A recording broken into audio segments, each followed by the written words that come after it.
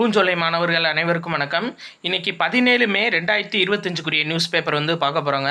So வழக்கம் போல் தம்பி இன்றைக்கி வந்து நியூஸ் பேப்பர் போடாமல் விட்டுட்டாரு. நாளைக்கு என்னன்னு கேட்போம். அவர் வந்தோடனே என்ன தம்பி இப்படி பண்ணிவிட்டீங்க அப்படின்னு சொல்லிட்டு. ஒன்றும் பிரச்சனை இல்லைங்க. நம்ம வந்து ஆன்லைனில் நியூஸ் பேப்பரை டவுன்லோட் பண்ணி நம்ம கைப்பட நோட்ஸ் எடுத்தாச்சு. சரியா? சரி, நேற்று வந்து பார்த்திங்கன்னா குடியரசுத் தலைவர் வந்துட்டு அந்த ஒரு சில கொஸ்டின்ஸ் மொத்தம் 14 கேள்விகள் வந்து கேட்டிருந்தாங்க அப்படின்னு சொல்லியிருந்தோம் இல்லைங்களா? அதில் ஒரு 2 ஆர்டிகிள் முக்கியமாக நம்ம பார்க்கணும். அது வந்து அதில் மிஸ் ஆயிடுச்சு. இதில் சொல்லிடுறேன். சரிங்களா? ஆக்சுவலாக இவங்க எதை பேஸ் பண்ணி இந்த 14 கொஸ்டின் கேட்டிருக்காங்க அப்படின்னா, ஆர்டிகல் 143 கிளாஸ் 1 பேஸ் பண்ணி. சரியா? இந்த ஆர்டிகல் 143 கிளாஸ் 1 என்ன சொல்லுது அப்படின்னா, குடியரசுத் தலைவர் உச்சநீதிமன்றத்தின் கருத்தை பெறுவது. இதுதான். சரியா? 143 வந்து நம்மளுக்கு தெரியும், உறவுமுறை என்ன அப்படின்னா, உச்சநீதிமன்றத்துக்கும் குடியரசுத் தலைவருக்கும் இருக்க உறவுமுறை. ஆக்சுவலாக 143 கிளாஸ் 1 என்ன சொல்லுது அப்படின்னா, குடியரசுத் தலைவர் தேவைப்பட்டால் உச்சநீதிமன்றத்தோட கருத்தை வந்து பெற்றுக்கொள்ளலாம் அப்படின்னு சொல்லி கூறுறது. ஸோ அதை பேஸ் பண்ணி தான் 14 கொஸ்டின் கேட்டிருக்காங்க. அவங்க கூடுதலாக என்ன கேட்டிருக்காங்க அப்படின்னு சொல்லி பார்த்தீங்கன்னா, இந்த ஆர்டிகல் 361 வந்து பேஸ் பண்ணி கேட்டிருக்காங்க. அதாவது குடியரசுத் தலைவர் ஆளுநர் அவங்களோட பதவிக்காலத்தின் போது எந்த கோர்ட்லேயும் வந்து அவங்க பதில் சொல்ல தேவையில்லை அப்படின்னு சொல்லி ஆர்டிகல், அதுதான் 361. ஆக்சுவலாக 361/1 தான் இதை சொல்லும். சரியா? அவங்க எதுக்கும் பதிலளிக்க தேவையில்லைன்னு சொல்லிட்டு 361/2 என்ன சொல்லும் அப்படின்னா, இவங்க மேலே எந்த குற்றவியல் வழக்குகளும் எடுக்க முடியாது அப்படின்னு சொல்கிறது 361 கிளாஸ் 2. சரியா? இப்போது இவங்க என்ன கேட்டிருக்காங்க அப்படின்னா, நாங்கள் வந்து எந்த உச்ச நீதிமன்றத்துக்கும், அதாவது எந்த நீதிமன்றத்துக்கும் ஆளுநரோ இல்லை குடியரசுத் தலைவரோ பதில் சொல்ல தேவையில்ல. அப்போ நாங்கள் வந்து எங்கள் சட்டத்தை செயல்படுத்தலாமா? நீங்கள் 142 போட்டு சொல்லியிருக்கீங்க, அப்போது எங்கள் விருப்பப்படி நாங்கள் செயல்படுத்தலாமான்னு ஒரு கொஸ்டின் எழுப்பியிருக்காங்க. சரியா? ஸோ அடுத்ததாக பார்த்தீங்க அப்படின்னா, பாதுகாப்புத்துறைக்கு இந்தியா கூடுதலாக 50,000 கோடி வந்து ஒதுக்கீடு பண்ணியிருக்காங்க. சரிங்களா? ஏற்கனவே அறிவித்த பட்ஜெட்டோடு சேர்த்து கூடுதலாக 50,000 கோடி ரூபாய். சரியா? பாதுகாப்புத்துறைக்கு கூடுதலாக 50,000 கோடி ரூபாய் ஒதுக்கீடு செய்யப்பட்டுள்ளது.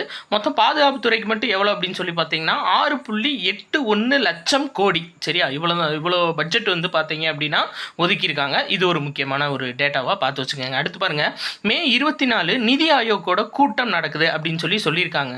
சரிங்களா? இதில் எக்ஸாம் பாயிண்ட் ஆஃப் வியூவில் நம்ம பார்க்க வேண்டியது என்ன அப்படின்னு சொல்லி பார்த்தீங்க அப்படின்னா, அதாவது முதல் கூட்டம், நிதி ஆயோக்கோட முதல் கூட்டம் எப்போ நடைபெற்றுச்சு அப்படின்னா 2015 பிப்ரவரி 8. அதாவது இப்போ நிதி ஆயோக்கோட தலைவர் இப்போ மட்டும் இல்லை, எப்பயுமே யார் அப்படின்னா பிரதமர் தான். சரியா?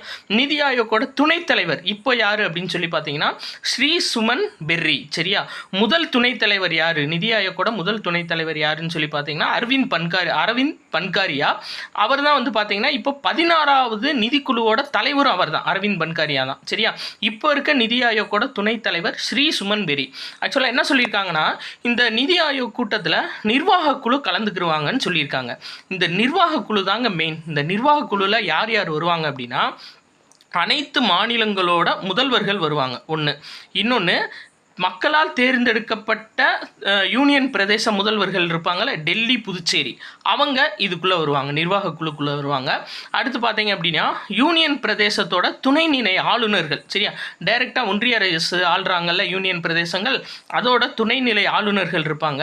முக்கிய பொறுப்பு வகிக்கும் மத்திய அமைச்சர்கள் இருப்பாங்க. இதுதான் வந்து பார்த்தீங்கன்னா நிதி ஆயோக்கோட நிர்வாக குழு. இந்த குழு கூட்டம் தான் மே 24 நடக்குது அப்படின்னு சொல்லியிருக்காங்க. சரியா? அடுத்து பாருங்கள், 10ஆம் வகுப்பு பொதுத் தேர்வு 93.80% தேர்ச்சி. இது எக்ஸாம் பாயிண்ட் ஆஃப் வியூவில் தேவையில்ல, இருந்தாலும் நம்ம பார்த்து வச்சுக்கிற வேண்டியதான். சரிங்களா?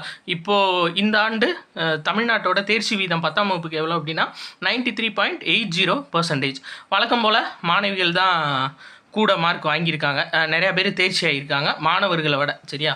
எங்கள் 90s கிட்ஸ் காலத்தில் தான் இது நடந்துச்சு அப்படின்னா 2K கிட்ஸ் இந்த ரெக்கார்டை பிரேக் பண்ணுவாங்கன்னு பார்த்தா பசங்களும் இப்படி தான் இருக்காங்க. சரிங்களா? அப்போ 2K கிட்ஸ் காலத்துலேயும் என்ன நடக்குது அப்படின்னா, மாணவர்கள் கம்மியான தேர்ச்சியும் மாணவிகள் தான் அதிக தேர்ச்சி அடைகிறாங்க. சரிங்களா? தம்பியெல்லாம் பிரேக் பண்ணுங்கடா ரெக்கார்டை. சரியா? சரி, ரைட், ஓகே. அடுத்து பார்ப்போம். திருச்சி மாவட்டம் ஊட்டத்தூர். சரிங்களா? ஊட்டத்தூரில் முதலாம் பராந்தக சோழனோட கல்வெட்டு கிடச்சிருக்குங்க. ரொம்ப முக்கியமானது. முதலாம் பராந்தக சோழனோட கல்வெட்டு ரீசண்டாக எங்கே கிடச்சிருக்கு அப்படின்னு சொல்லி பார்த்தீங்க அப்படின்னா திருச்சி மாவட்டம் ஊட்டத்தூரில் கிடச்சிருக்கு. சரியா? ரொம்ப முக்கியமான இன்ஃபர்மேஷன். அடுத்து பாருங்கள், பெண்களுக்கு கருப்பை வாய் மார்பக புற்றுநோய் பரிசோதனை திட்டம் துவங்கப்பட்ட ஆண்டு எப்போ அப்படின்னா 2023 துவங்கியிருக்காங்க. சரியா, இப்போது அதை பேஸ் பண்ணி தான் வந்து பார்த்தீங்க அப்படின்னா நிறையா வந்து செக் பண்ணிட்டு இருக்காங்க. தமிழ்நாடு ஃபுல்லாக செக் பண்ணிட்டு இருக்காங்க. இந்த திட்டத்தை பேஸ் பண்ணி பெண்களுக்கு கருப்பை வாய் மற்றும் மார்பக புற்றுநோய் பரிசோதனை திட்டம் எந்த ஆண்டு துவங்கப்பட்டதுன்னா 2023 5 மாவட்டங்களில் ஸ்டார்டிங்கில் துவக்கியிருக்காங்க. இதோட நோக்கம் என்ன அப்படின்னு சொல்லி பார்த்தீங்கன்னா 30 வயதை கடந்த 19 லட்சம் பெண்கள் உட்பட 52 லட்சம் பேருக்கு பரிசோதனை செய்வது. சரிங்களா, 30 வயசு கடந்த பெண்கள் 19 லட்சம் பேரும் அது போக கூடுதலாக ஒரு 52 லட்சம் பேருக்கு பரிசோதனை செய்கிறது தான் இந்த திட்டத்தோட ரொம்ப ரொம்ப ஒரு முக்கியமான நோக்கம். சரியா, சரி, ரைட், ஓகேங்க. அடுத்து பாருங்கள், ஜவுளி ஆலை நீரை வந்து சுத்திகரித்து பூஜ்ய திரவ வெளியேற்றம் அதில் வந்து சுத்தமாக கொஞ்சம், அதாவது 1% கூட அதில் கழிவு தன்மை இல்லாத அளவு சுத்திகரித்து வெளியேற்ற திட்டம். ஜவுளி ஆலைகள் நீரை சுத்திகரித்து வெளியேற்றக்கூடிய திட்டம். இதை வந்து யார் தயாரிச்சிருக்காங்க அப்படின்னா சென்னை IIT மாணவர்கள் தயாரிச்சிருக்காங்க. ரொம்ப ரொம்ப ஒரு முக்கியமான இன்ஃபர்மேஷன். சரி, அடுத்து கார்டி செல் சிகிச்சை தொழில்நுட்பம் எதோட தொடர்புடையது அப்படின்னா புற்றுநோயை குணப்படுத்துறது. அதாவது சென்னையில் ஒரு தனியார் மருத்துவமனையில் இது கொண்டு வந்திருக்காங்க. நம்மளுக்கு தேவை எக்ஸாம் பாயிண்ட் ஆஃப் வியூவில் என்ன அப்படின்னா கார்டி செல் சிகிச்சை தொழில்நுட்பம் எதை குணப்படுத்துறதுக்காக கொண்டு வரப்பட்டது அப்படின்னா புற்றுநோயை குணப்படுத்துறதுக்கு. சரியா, அடுத்து பாருங்கள், இது வந்து ரொம்ப முக்கியமான இன்ஃபர்மேஷனாக கொடுத்துருந்தாங்கங்க. என்ன அப்படின்னா பூஜ்ஜியம் கார்பன் உமிழ்வு. சரியா, இலக்கை நோக்கி தூத்துக்குடி துறைமுகம் கொடுத்துருந்தாங்க. ஸோ தூத்துக்குடி துறைமுகம் வந்து பார்த்தீங்கன்னா 0 எமிஷனை வந்து பேஸ் பண்ணி தொடர்ச்சியாக போயிட்டுருக்காங்க. இதில் முக்கியமான ஒரு விஷயம் பண்ணியிருக்காங்க. என்னென்னா பசுமை ஹைட்ரஜன் உற்பத்தி ஆலை அங்கே உள்ள அமைச்சிருக்காங்க. சரிங்களா, பசுமை ஹைட்ரஜன் உற்பத்தி ஆலை செய்யும் முதல் துறைமுகம் எது அப்படின்னா தூத்துக்குடி துறைமுகம் தான். ரொம்ப முக்கியமானதுங்க. சரிங்களா, அப்போ பசுமை ஹைட்ரஜன் உற்பத்தி செய்யும் முதல் துறைமுகம் எது அப்படின்னா தூத்துக்குடி துறைமுகம். இப்போ தான் ஃபிக்ஸ் பண்ணியிருக்காங்க. சரிங்களா, நேற்று தான் ஃபிக்ஸ் பண்ணியிருக்காங்க. ஸோ அதை பார்த்து வச்சுக்கோங்க. அதே மாதிரி உள்ளே வந்துட்டு கார், எலக்ட்ரிக் காரு, சிஎன்ஜியில் இயங்கக்கூடிய ஸ்கூல் பஸ்ஸஸ் இதெல்லாம் விட்டுட்ருக்காங்களாம். இதை எதை பேஸ் பண்ணி, எந்த திட்டத்தை பேஸ் பண்ணி விட்டுருக்காங்க அப்படின்னா ஹரித் சாகர் திட்டங்க. ரொம்ப முக்கியமானது ஹரித் சாகர் திட்டம். ஹரித் சாகர் திட்டம் என்னன்னா துறைமுகங்களை சுற்றுச்சூழலுக்கு உகந்ததாக மாற்றுறது தான் இந்த ஹரித் சாகர் திட்டமா. சரியா, ரொம்ப முக்கியமானது. ஹரித் சாகர் திட்டம்னா என்னன்னா துறைமுகங்களை சுற்றுச்சூழலுக்கு உகந்ததாக மாற்றுவது. சரியா, அடுத்து ஹஜ் பயண மானியம் வந்து 25,000 இப்போ கொடுத்துட்ருக்காங்க. இது ஞாபகம் வச்சுக்கோங்க. ஏன்னா நம்பர் வைஸ் கேட்டால் மேபி கேட்கலாம். அதே மாதிரி ஆகாஷ் ஏவுகணை அமைப்பை பற்றி பிரதமர் மோடி வந்து சொல்லியிருக்காருங்க. இந்த ஆப்ரேஷன் சிந்தூரில் வந்து ரொம்ப சிறப்பாக வந்து இந்த ஏவுகணை நம்மளோட முழுமையான உள்நாட்டு தயாரிப்பு ஆகாஷ் ஏவுகணை வந்து பார்த்தீங்க அப்படின்னா சிறப்பாக செயல்பட்டுருக்குன்னு சொல்லியிருக்காங்க. ஸோ அது போக பிரம்மோஸ் ஏவுகணை திரும்ப கொடுத்துருக்காங்க. சரிங்களா, பிரம்மோஸ் அதாவது இந்தியாவோட பிரம்மபுத்திரா நதியும் ரஷ்யாவோட மாஸ்கோ நதியும். சரியா, ரெண்டும் சேர்த்து தான் பிரம்மோஸ் அப்படின்னு பேர் வச்சுருக்காங்க. இந்தியா ரஷ்யா கூட்டு தயாரிப்பில் உருவானதுனால. சரியா, அப்போ வந்துட்டு பிரம்மோஸ் ஏவுகணை தான் இருக்கிறதுலே ரொம்ப சிறப்பாக செயல்பட்டுருக்கு. ஏன்னா எல்லா பகுதி நிலம் நீர் வான் எல்லா பகுதியிலிருந்து ஏவக்கூடியது பிரம்மோஸ் ஏவுகணை. சரியா, அதுக்கான ஆலை கூட இப்போது உத்தரப்பிரதேச மாநிலம் லக்னோவில் வந்து அமைக்க போகிறதா நம்ம பார்த்தோம். அதை ஞாபகம் வச்சுக்கோங்க. அடுத்து பாருங்கள், உச்சநீதிமன்றத்தோட 11வது பெண் நீதிபதி பெலா எம் திரிவேதி. சரியா, இவங்க வந்து பார்த்தீங்க அப்படின்னா இப்போ ரிட்டையர்மெண்ட் ஆகியிருக்காங்க. பெலா எம் திரிவேதி. அப்போ மேபி கேட்கலாம், பெலா எம் திரிவேதி எந்த ப்ரொஃபஷனோட தொடர்புடையவங்க அப்படின்னு சொல்லி கேட்டாங்கன்னா உச்சநீதிமன்றத்தோட பெண் நீதிபதி, 11வது உச்சநீதிமன்றத்தின் பெண் நீதிபதி. சரியா, 11வது பெண் நீதிபதி. இவங்க கொடுத்த முக்கியமான தீர்ப்பு என்னென்னா போக்சோ வழக்கில் ஒரு தடவை தீர்ப்பு கொடுத்துருக்காங்க. அதாவது பெண் குழந்தைகளை தவறான நோக்கத்தோட தொடுறது கூட பாலியல் குற்றம் தான் சொல்லி தீர்ப்பு கொடுத்துருக்காங்க. போக்சோ பிரிவு 7வது பிரிவின் கீழே இந்த தீர்ப்பு கொடுத்துருக்காங்க. இது வரலாற்று சிறப்புமிக்க தீர்ப்பு. சரியா, அதாவது பெண் குழந்தைகளை தவறான நோக்கத்தோட தொடுறது கூட பாலியல் சீண்டல் தான் அப்படின்னு சொல்லி தீர்ப்பு கொடுத்தவங்க யாருன்னா பெலா எம் திரிவேதி. சரியா, சரி, ரைட். அடுத்து பாருங்கள், UAEயில் வந்து பார்த்தீங்க அப்படின்னா யுனைடெட் அரப் எமிரேட்ஸ். சரியா, அங்கே வந்துட்டு ஆசிய தனிநபர் ஓப்பன் செஸ் சாம்பியன்ஷிப் போட்டி நடந்திருக்குங்க.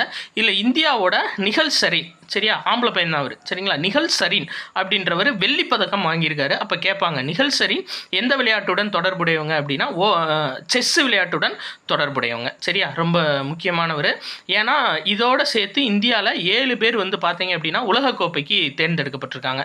அதே மாதிரி ஆஸ்திரேலியாவில் ஃபிடே மகளிர் சாம்பியன்ஷிப் போட்டி நடக்குது, செஸ் சாம்பியன்ஷிப். சரியா, ஆஸ்திரேலியாவில் ஃபிடே மகளிர் செஸ் சாம்பியன்ஷிப் போட்டி நடைபெறுது. இதில் வந்து வைஷாலி வந்து பார்த்தீங்க அப்படின்னா 4வது இடம் பிடிச்சிருக்காங்க. யாருன்னா பிரக்யானந்தாவோட தங்கச்சி, சரிங்களா?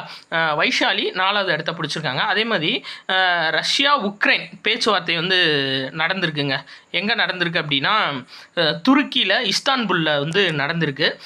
அதாவது ரஷ்யா உக்ரைனோட பேச்சுவார்த்தை ஃபஸ்ட்டு டைம் 2 நாடுகளும் நேருக்கு நேராக சந்தித்து பேச்சுவார்த்தை நடத்துகிறது இதுதான், சரியா?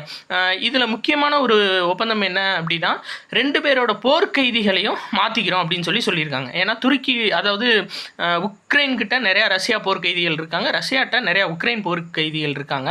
அவங்க 2 பேர்த்தையும் பரிமாற்றம் பண்ணிக்கிறோம் அப்படின்னு சொல்லியிருக்காங்க. அது போக வேறு என்ன சிறப்பாக இதில் ஒப்பந்தம் பண்ணியிருக்காங்கன்னா ஒரு ஒப்பந்தமும் பண்ணலையாம். அதுதான் இப்போ விஷயம். அப்போ போர் வந்து தொடர்ச்சியாக நடக்கிறது கன்ஃபார்ம் ஆயிடுச்சு. பட் இது வந்து ஒரு பிரேக் த்ரூ அப்படின்ற மாதிரி சொல்லியிருக்காங்க, சரியா? சரி, ரைட். அடுத்து பாருங்கள். பட்டினிச்சாவு ஐநா உணவு பாதுகாப்பு அமைப்பு வந்து வெளியிட்டிருக்குங்க. இந்த உணவு பாதுகாப்பு அமைப்பு படி இவங்க என்ன சொல்கிறாங்கன்னா, உலக அளவில் 29.53 கோடி பேர் வந்து பட்டினிச்சாவை எதிர்நோக்கி இருக்கதா சொல்லியிருக்காங்க. மெயினாக வந்து பார்த்திங்கன்னா இந்த பட்டினிச்சாவு வந்துட்டு போர் பகுதிகள், காசா, சூடான், ஹைட்டி, இந்த மாதிரி போர் பகுதிகளில் தான் அதிகமாக இருக்குது அப்படின்னு சொல்லியிருக்காங்க, சரிங்களா? ஸோ இன்றைக்கி முக்கியமான நியூஸஸ் ஃபுல்லாக பார்த்துட்டோம். பிடிச்சிருந்தா கண்டிப்பாக உங்கள் ஃப்ரெண்ட்ஸ் எல்லாத்துக்கும் ஷேர் பண்ணுங்கள். நன்றி.